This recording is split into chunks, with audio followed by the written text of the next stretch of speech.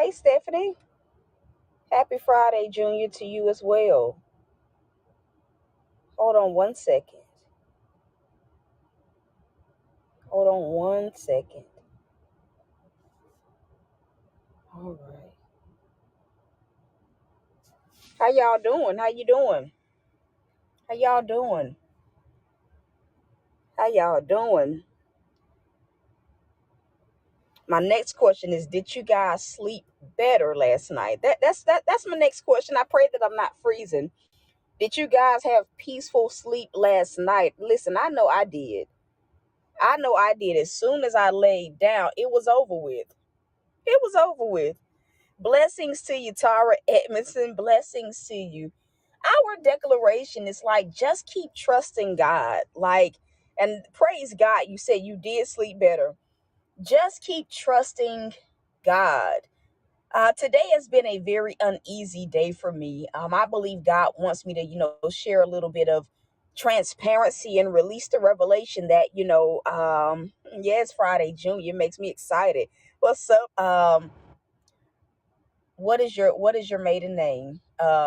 Miss Aisha. What's your maiden name? Because you know it's habit. Is it Jones? I believe you told me Jones, Miss Jones. Listen, okay. I wanted to be sure before I said it. I wanted to be sure. Um, just keep trusting God. Man, listen, y'all are rolling on in here. What in the world? I look down at the screen and it's already 12 people. Hey, Miss Allen, Friday Junior. How y'all doing, man? How y'all doing? So I had a moment this morning. I shared the updates yesterday, and I'm gonna be real. After last night's broadcast, I said, Lord, you must have knew that I think we all needed that moment of just being able to put things at God's feet and to be able to, just sleep well and rest peacefully without anything weighing on your mind. Because I don't care what nobody said. When you have a lot on your mind, when you're carrying the weight or the pressure of whatever your day has been like, when you go to sleep, it affects, your ability to sleep. Sometimes it gets you to the point where it's hard for you to fall asleep. And sometimes, it makes you wake up. Sometimes it makes you have weird dreams. And sometimes, you wake up feeling, that same pressure. And so last night, it was a good night. I slept well. Like, I slept peacefully. God must have known I was extremely tired. But I woke up this morning, and I don't know if anyone has ever like had this happen to them. But I woke up just kind of feeling like uneasy, not anxious. I guess it was a form of anxiety because when you feel uneasy, that's low key a little bit anxious. I woke up feeling like the pressure of having to do so much and feeling like I don't have enough time. And I'm gonna just be real and keep it all the way raw. When I got in that mindset of, allowing myself to just feel the pressure of things happening a lot quicker than I expected, I was just telling God earlier this morning, I said, Lord, you know, when I first started the home buying process, hey, Pastor Run, everybody's like, oh, it takes a long time. It's going to at least be, 60 days or, people have different stories. People have, stories where they're like, this was the most stressful that the most stress that I've ever been put through. But if I can be real, this process for me has been a lot, smoother, but a lot more fast paced because literally it's been 2 weeks since it's only been a week since I found the home, right? This Friday will make a week. And I'm already at the tail end of the process already. And so, that can be a bit frightening. Like, I'm only 1 week in, less than 1 week in. Tomorrow will be 1 week. And I'm already one step away from being able to, close on my home. And so, I woke up this morning feeling a bit overwhelmed, feeling vexed, thinking about the how. Anybody ever got overwhelmed? When you start to think about not just how much you have to get done, but the how. My mind immediately went to like packing. It immediately went to, all the other things, movers, you name it, not even the financial aspect. But I just got straight up overwhelmed this morning. And so when I retreated to God, right, he was so gentle today. Yesterday he was a little bit rough, But this morning, he was a bit gentle to me, in his response to me. And so as I'm going to God with how I feel and talking about why I feel the way that I feel and really getting to the root of why I'm overwhelmed. You know what the Lord told me? He said, just keep trusting me as you have been. Say that again. He said, just keep trusting me as you have been. And I knew that in that moment, what God was referring to was, you've dealt with worse. This may be, the most your faith has had to be stretched, financially. But remember how I've carried you all the way to this point. And because of your faith, you've been able to get access to certain things, certain levels. And the Lord said, just keep trusting me as you have been. And I believe that that's a right now word for so many of us right now. Your situation, blessings, Andrea, your situation may not be like what mine is, like with having to move and home ownership and different things like that. Your situation may be in an entirely, completely different realm. It may be with a job. It may be with a business idea or an already existing. It may be something completely different. And you may feel overwhelmed about the how. How is this going to happen, right? Because if we can be real in the process, we kind of like exhaust and play out every single scenario of how we feel God could do it, how we feel, we expect things are going to happen. And if we can be real, none of those ways work. So by the time you meet the time for your miracle, by the time it is time and you're actually seeing movement, right? And of course, the movement is what you did not expect, right? It's an entirely different path. Our minds do tend to wonder and roam about the how, especially when you've been in a season where you've had to go without that particular thing for so long. Am I making sense? See, I went years, I've never been a homeowner, right? I've been homeless before. So, I've learned to live life without this certain thing for so long. And now that it's happening, and it's happening at a rate, I expected it to be hard. I expected it to be a long, drawn out process. This is what I expected. And it has been none of that, right? And so a lot of times when, God bringing the blessing to you or God birthing the miracle, a lot of times when it comes, because it don't come the way that we expect, that is overwhelming in its sense, in itself. And it puts you in a mind frame where you start to get overwhelmed about the how, right? Because a lot of times when the miracle comes, it comes a lot faster than we expect. I know people don't talk about that. We talk about how, the waiting phase, how it seems like it's taking forever. Well, guess what?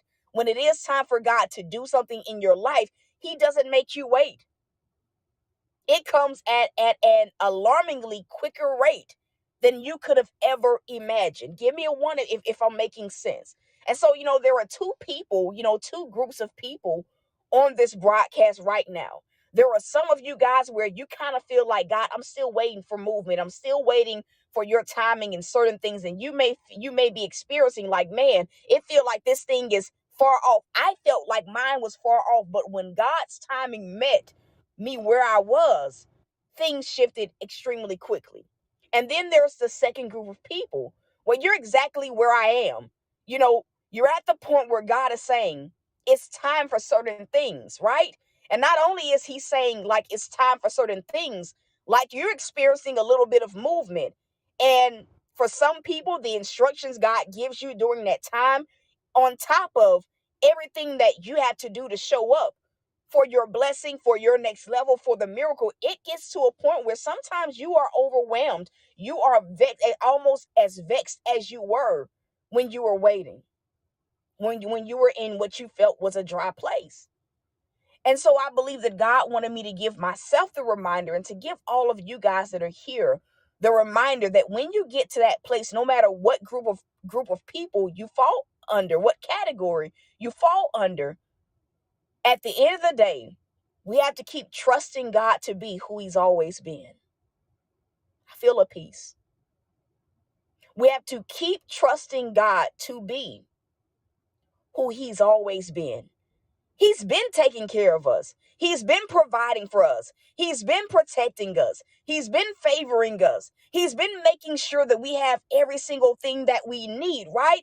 So why would he stop now? I need somebody to type that question in. Why would God stop now?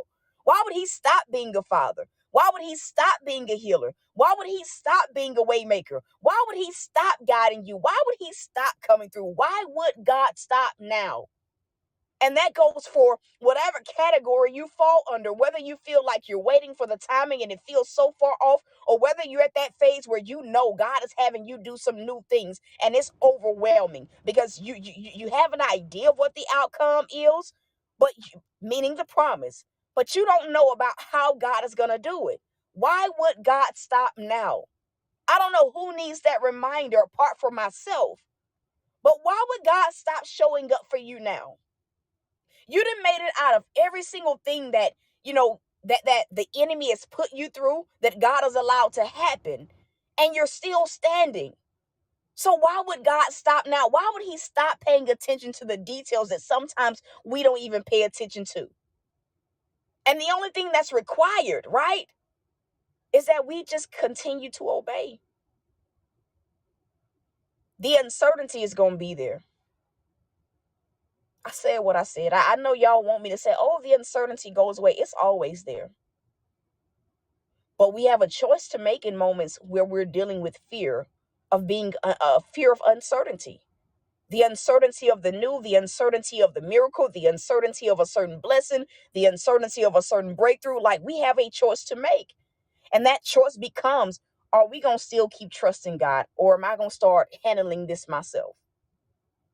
Am I going to still keep trusting you when I'm met with this uncertain feelings? You see, a lot of times we think that because I have faith, I'll never be uncertain.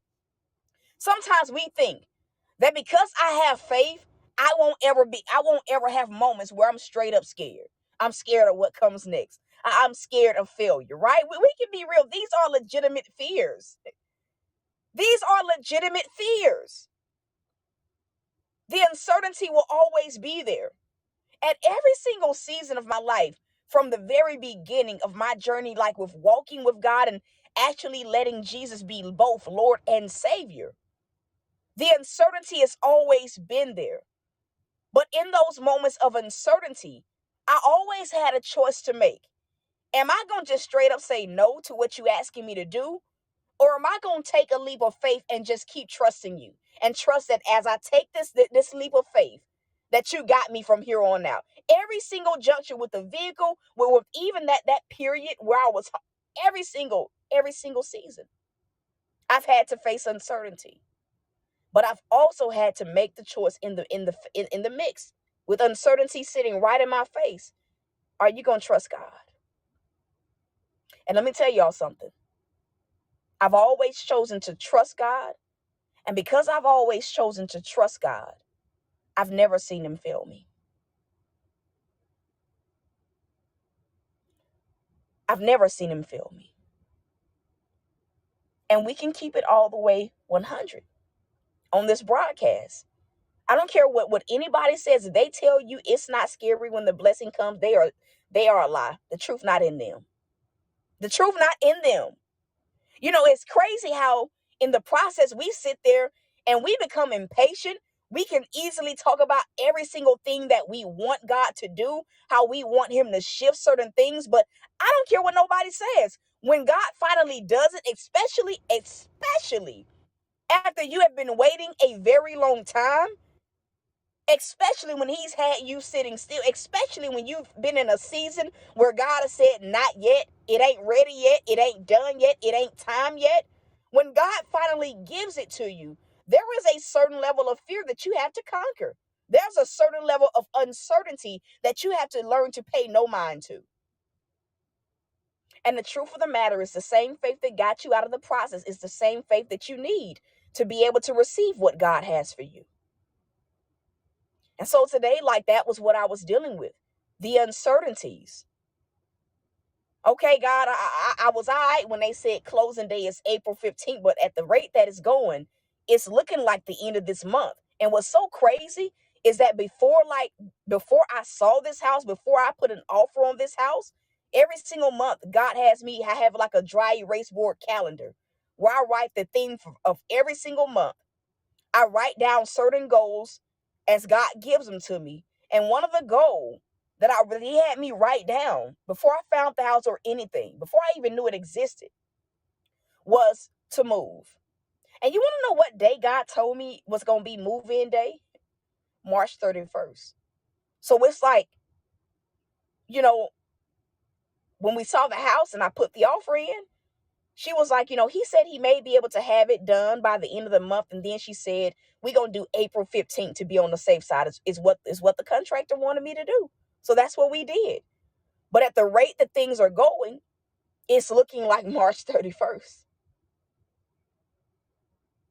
And so the thought of that in itself is like, even though you said it, God, the fact that like it's being confirmed, that's what we looking at, it is extremely scary, because I was okay with April 15th because it's like, it gives me time. It gives me time to build up the faith to take the leap. Anybody ever felt that way? Like, God, I got time. Okay, I got time to build up the faith to take the leap. And it's like a lot of times when we be feeling that way, like, okay, I'm going to work myself up to like taking a certain leap, whether it is a job, whether it's a move for you to, whether it's a vehicle, you be feeling like I got time to work up the courage to have the faith to like leap off this mountain onto an even bigger mountain. And a lot of times what happens is when it's really fear that's the root of that mindset, because we're afraid. We're dealing with certain insecurities within ourselves. Am I going to be able to handle this? Am I going to come on? And I listen, Pastor Rod, I got you. Whenever you come visit, brother, I got you. But you get what I'm saying? You get what I'm saying? And so a lot of times at the root of it is fear, which shows up in the uncertainties. It shows up, as anxiety, as us being overwhelmed. It is the root of it all. And so what happens is when it's time to bless us, God makes us. A lot of times, if I can be real, every single time I've had that mindset, God has sped things up. Pastor Ron, he a whole comedian, huh? Every single time. Every single time. Hear me now. I don't mind praying for you, Andrea, but what I do not want you to do, and I gotta say this, is you're not paying attention to even what God is pouring out right now. And this is a soft rebuke. Because if you were in the walls of a Ford church and your pastor's giving a sermon, you are not going to interrupt that pastor with what you just did. So don't do it here. I don't mind praying. I will pray. My condolences go out to you. But it becomes very distracting. It becomes very much so distracting. And you may be mad at me for saying it, but I'm giving the raw truth. I am giving the raw truth. Not only does it distract me, which I'm really not distracted by the comments, but it distracts other people from getting what God needs to give to get out. And it distracts you from being able to receive what God may even want to pour out to you in this moment. So at the root of it, what you have to ask yourself is, what was my motive for coming here? Was my motive for coming here to really hear what God was saying? Or was my motive coming here a self-centered motive? And this is really raw. I understand. It's tough to hear. But you had to get to the root of what was my motive. Was my motive to make this about me? Or was my motive to like sit and get what God has for me? Because there's a difference.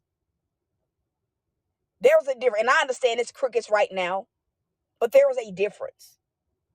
There's a difference. The same way that some people will come to a person that they know hears God, that is a prophet, and they will, they'll ask for prayer.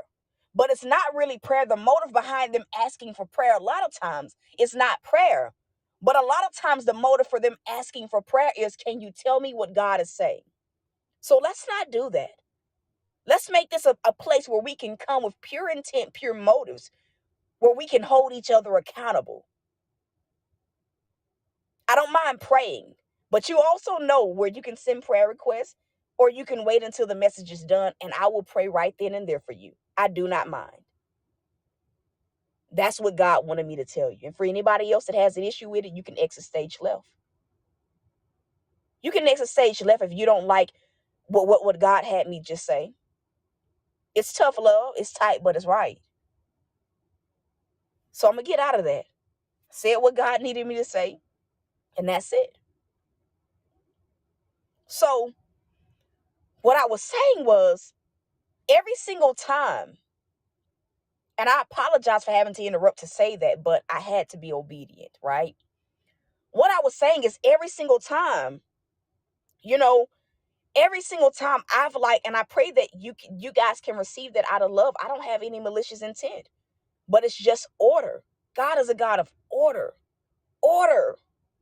and it's accountability. But what I was saying is, every single time that I've had the mindset of feeling like I'm afraid, so I need time to work up the courage to do something or to pursue something that God is having me to pursue. I promise y'all, every single time God has sped things up. He has sped things up to the point where my fears became more prevalent than my faith. I'm going to say it again. Every single time I've had a mindset of, let me build up the courage to do what you're asking me to do. Let me build up the courage to obey you. Let me build up the courage to pursue. Every single time, I kid y'all not, every single time God has sped things up to a rate where I almost had to immediately deal or do what he was asking me to do. Hello, somebody. Every single time. And so what I was dealing with this morning was exactly what God was doing. I was okay with April 15th because God, it gives me time. I can work towards putting money aside. These were my thoughts. I kid y'all not. These were my thoughts. These were my immediate thoughts. I kid y'all not. I can save. I can, take my time. I can kind of slow down on packing and pace myself because I've been viciously packing. I ain't even gonna lie to you. I've been viciously packing. I kid y'all not. I can just have time to get things in order. I can even get some of the small things like hand soap and stuff that I know I'm gonna need, right? Not necessarily the decorative stuff, because it's sometimes when you move, you gotta wait until you get into that space to really make it your own, right? And so this has been my mindset. So I was cool with April 15th. God, it took a lot of faith just to get the first 2,500 to put down. So I'm cool with space. And right when I'm getting comfortable and being cool with needing time, God says, think again. You want time because you're afraid that you won't have what you need. I said, ouch, Lord. Ouch. That he exposed the root. He didn't even make me get to the root of it. He said, no, you want to wait. You want to move, but you want to wait because really you're afraid that you won't have what you need. And so you were okay with the extra time frame because you felt like it gives you time to handle this in your own strength. And so a lot of times when we get into that mindset, when we're faced with the promise, right? When we're, when it's time to get blessed, when it's time for God to favor us, when it's time to level up, a lot of times what happens is,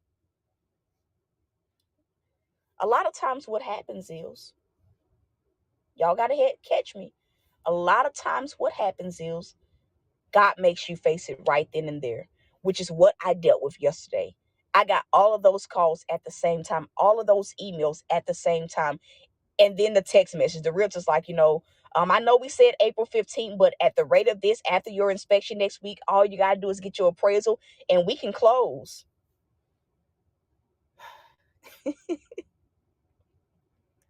So to me, I'm freaking out.